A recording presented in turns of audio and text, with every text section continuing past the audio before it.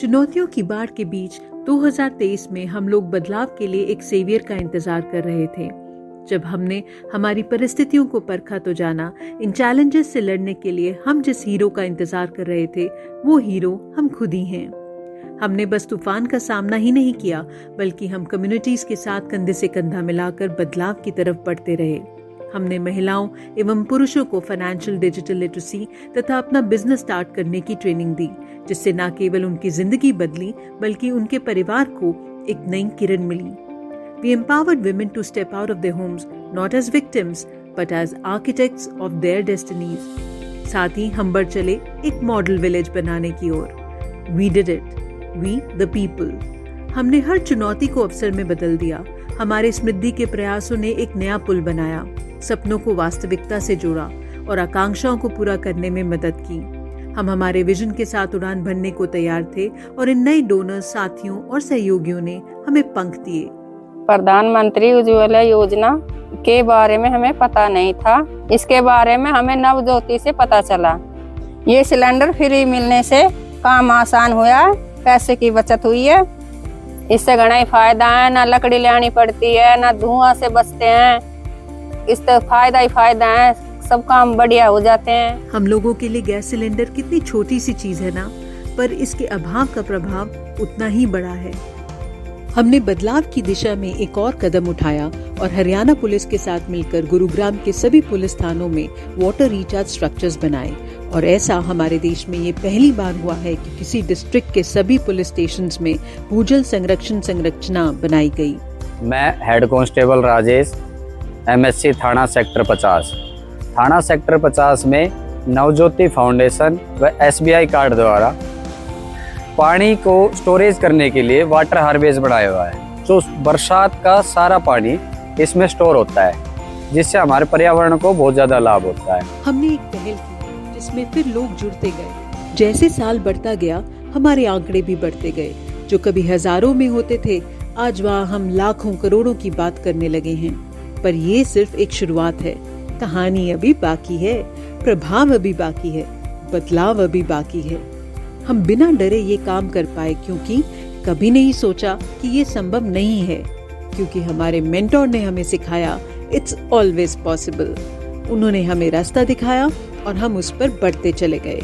We put our head, heart and hands into this.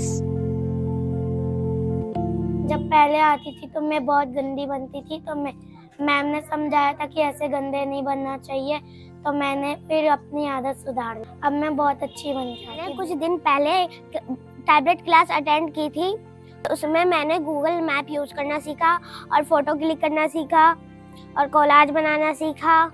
और मैं आपको गूगल मैप यूज करना सिखाती हूँ। Bawana JJ colony. और मैं नवज्योति में क्लास 2 से पढ़ती हुई आ रही हूँ। अब मैं नवज्योति में क्लास 8 में पढ़ रही हूँ और मैं गुरुकुल में 46 बच्चों को पढ़ाती हूँ। मुझे गुरुकुल में जुड़े 6 साल हो गए हैं। ये छोटे से बहुत कम टाइम में मैम ने हमें इतना अच्छा कोर्स करवाया है, जिसकी वजह से अब हमारे पास इतनी बेसिक नॉलेज, इतनी फंडामेंटल नॉलेज आ गई है कि अगर हम अब कुछ करने बैठे, कंप्यूटर पे वर्क करने बैठे, तो हम बहुत ही इजीली इस कंप्यूटर को चला सकते हैं। मैं नवज्योति में वॉलंटियरशिप कर रही हूँ, जिसमें एक्सेल में मैं किसी भी टीचर के ट्रैकर चेक कर सकती हूँ, उसमें एडिट कर सकती हूँ, कुछ ऐड कर सकती हूँ।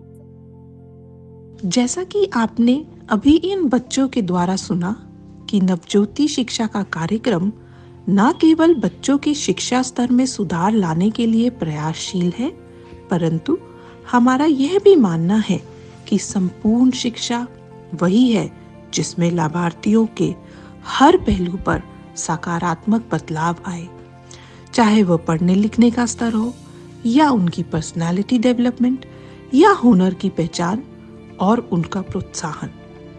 गत वर्ष हमने इन सभी पर भरपूर कार्य व गतिविधियां की। 2023-2024 में भी हमारा बाल शिक्षा का कार्यक्रम जो 3S मॉडल पर आधारित है, यानी शिक्षा, संस्कार और स्किल्स, इन्हीं फोकस एरियाज के साथ आगे बढ़ा। इसमें बच्चों को क्वालिटी एजुकेशन और रीच को बढ़ाना, डिजिटल इंक्लूजन, कम्युनिटी एंगेजमेंट और outreach, sustainability, research and development as well as training of staff कुछ उल्लेखनीय उद्देश्य रहे। कहते हैं ना, तुम चलो तो सही, राह में मुश्किल होगी हजार, तुम चलो तो सही, तुम कदम बढ़ाओ तो सही, हो जाएगा हर सपना साकार। मुश्किल है पर इतना भी नहीं कि तू दूर न जा सके, दूर है मंजिल लेकिन इतनी भी नहीं कि तू पा ना सके, तुम चलो तो सही, तुम चलो तो सही। तो अब आप सभी के सहयोग से 2024 के नए सपनों के साथ नई उड़ानें भरने को हम तैयार हैं। थैंक यू नवज्योति, इतना सारा प्यार देने के लिए।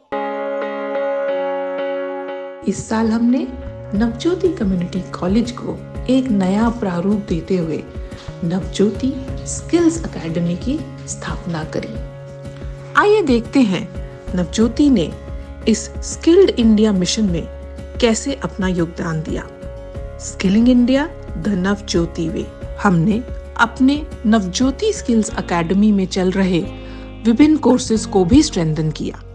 हमने अपना प्लेसमेंट रेडीनेस प्रोग्राम को मजबूत किया, जिसके अंतर्गत नवज्योति स्किल्स एकेडमी में हमने इंक्यूबेशन सेंटर की स्थापना की। इसके तहत अपना व्यवसाय प्रारंभ करने के इच्छुक लाभार्थियों का प्रशिक्षण व सहयोग किया। समय के साथ चलना और मार्केट की जरूरत पर नजर बनाए रखना हमारे काम का बहुत अहम हिस्सा है। इसको ध्यान में रखते हुए हमने कुछ नए कोर्सेज भी प्रारंभ किए, जिसमें से एक उल्लेखनीय कोर्स है इलेक्ट्रिक व्हीकल टेक्नीशियन कोर्स। बच्चों के कॉन्सेप्ट्स और फाउंडेशन को स्कूल में ही स्ट्रॉन्ग करने के लिए हमने एक ब्रेन साइंस लैब भी बनाई। लर्निंग और कॉन्फिडेंस में बहुत बढ़ोतरी हुई है। इस साल हमने नए नए एक्सपेरिमेंट से नए नए आयाम छुए और आशा करते हैं आने वाले साल में भी हम एक बहुत ही सकारात्मक योगदान स्किल्ड इंडिया मिशन में बना पाएंगे।